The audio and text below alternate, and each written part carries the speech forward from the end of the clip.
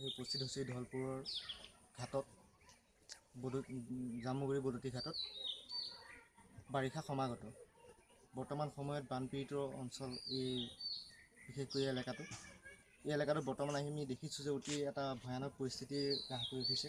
মই ভিডিঅ' পাৰ্চনত দেখাব বিচাৰিছোঁ যে নদীখনৰ গতিধাৰা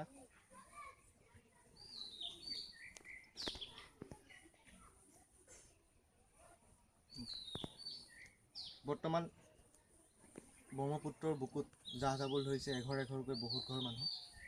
তেওঁলোকৰ বুকুত বাজিব ধৰিছে কৰুণৰ ৰোল। এতিয়া আমি দেখিব পাইছোঁ যে আমি ভিডিঅ' পাৰ্চনত আকৌ দেখাবলৈ বিচাৰিছোঁ কেনেকৈ নদীৰ পাৰত ৰাইজৰ ঘৰ বাৰীবোৰ কেনেকৈ নদীৰ বুকুৰ মাজত জাহ গৈছে। এয়া আপোনালোকে চাওক, লক্ষ্য কৰক। এচপৰাকৈ তেওঁলোকৰ বুকুৰ মঙহ খহাগতে খহিব ধৰিছে বুকুৰ নদীৰ পাৰৰ মাটি। এয়া আপোনালোকে লক্ষ্য কৰিছে নিশ্চয়। আহকচোন আমি এই নদীৰ পাৰৰ এজন ব্যক্তি আছে আমাৰ কাষত, যাৰ নেকি ঘৰ মাটি এতিয়া বৰ্তমান নদীৰ বুকুত জাহ গৈছে। তেখেতৰ অকণমান ভাষ্য লওঁ। আপোনাক অকণমান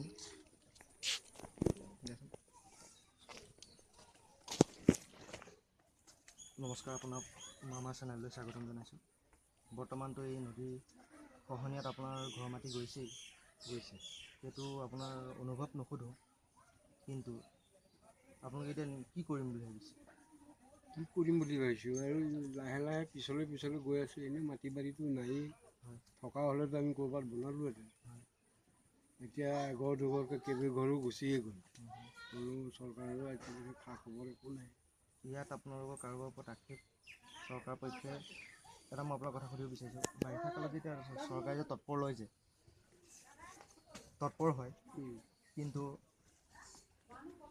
খৰালি কালত তেখেতলোকে কোনো কাম হাতত লোৱা দেখা নাযায়। ইয়াৰ ওপৰত আপোনাৰ কি ক'ব? কোনো হাতত নলয়। এনে বাৰিষাৰ সময়ত আৰু কাপোৰ পানি পেলাব। হয়, মানে বিশেষকৈ মই ৰাইজ জনাব বিচাৰিছোঁ যে কামটো কৰি আছে, কামটো গড়াই কিনাৰত এই নদীপৰীয়া অঞ্চলত ৰাইজে এতিয়া জনাইছে যে খৰালি কালত কোনো কাম আৰম্ভ ইয়াত নহয়। বাৰিষা কালত মানুহক খালী তোষামোদ কৰিবৰ বাবে ইয়াত এচপৰা মাটি ভৰাই বালিৰ বেগ দিয়া বাদে আৰু দুডাল এডাল বাঁহ পুতি পেলাই বাঁহৰ বান্ধ দিয়া বাদে ইয়াত অন্য একো কাম নহয়। সেয়েহে ৰাইজ, এয়া আপোনালোকে দেখিলেই নদীপৰীয়া অঞ্চলৰ যি সেয়া বেদনাৰ ছবি, কৰুণ ৰোলৰ ছবি আপোনাক মই দেখালোৱেই। মই ভিডিঅ' পাৰ্চনত দেখাব বিচাৰিছোঁ ঘৰসমূহ, বৰ্তমান নদীৰ বুকুত জাহ যাবলৈ উপক্ৰম হোৱা ঘৰসমূহ।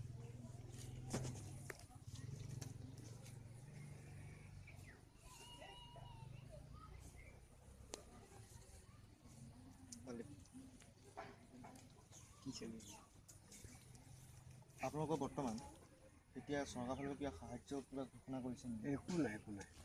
আপোনালোকৰ এতিয়া দেখিবলৈ পাইছে এইটো ঘৰটো নদীৰ বুকুতে জাহ গ'লেই। এই কণমানি ভৱিষ্যত সুৰক্ষিত নহয়। এতিয়া চিন্তাতে দিনকেইটা গৈছে আৰু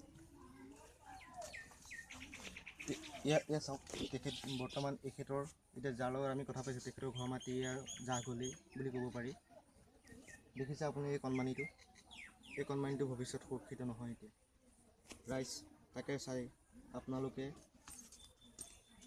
মই জনালোঁ, আৰু যাতে এই ভিডিঅ'টো চাই কোনো জনপ্ৰতিনিধি বৰ্তমান বিহপুৰীয়া বিধানসভা সমষ্টিৰ বিধায়ক মহোদয়লৈ মই পোনপটীয়াকৈ আহ্বান জনাইছোঁ এই গৰাখহনীয়া ব্যৱস্থাটোত যাতে এক স্থায়ী সমাধানৰ সূত্ৰ তেওঁলোকে আৱিষ্কাৰ কৰক, আৰু এই আৱিষ্কাৰ কৰি এই নদী পাৰৰ মানুহৰ ভৱিষ্যতৰ সুৰক্ষা সুনিশ্চিত কৰক। নমস্কাৰ।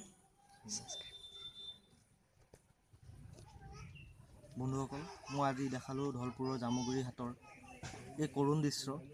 নদীৰ বুকুত কমাথ এচপৰাকৈ জাহ গৈছে প্ৰতি ঘৰৰ মানুহৰ ভেটি, প্ৰতি ঘৰৰ মানুহৰ সপোন, আশা, ভৰসা। আপোনালোকে দেখিলে নিশ্চয়কৈ দেখিবলৈ পালে মোক কেমেৰা পাৰ্চনে দেখাইছে। আপোনালোক আৰু এটা অনুৰোধ, যদি মোৰ এই ভিডিঅ'টো চাই আপোনালোকে ভাল পাইছে, লাইক কৰক, শ্বেয়াৰ কৰক, কমেণ্ট কৰক, ছাবস্ক্ৰাইব কৰক, ইমানেই প্ৰসাৰ কৰক যাতে এই ভিডিঅ'টো গৈ সুনিৰ্দিষ্ট এটা জেগাত পৰি এই বানপীড়িত ৰাইজৰ উপকাৰ সাধন হয়। নমস্কাৰ।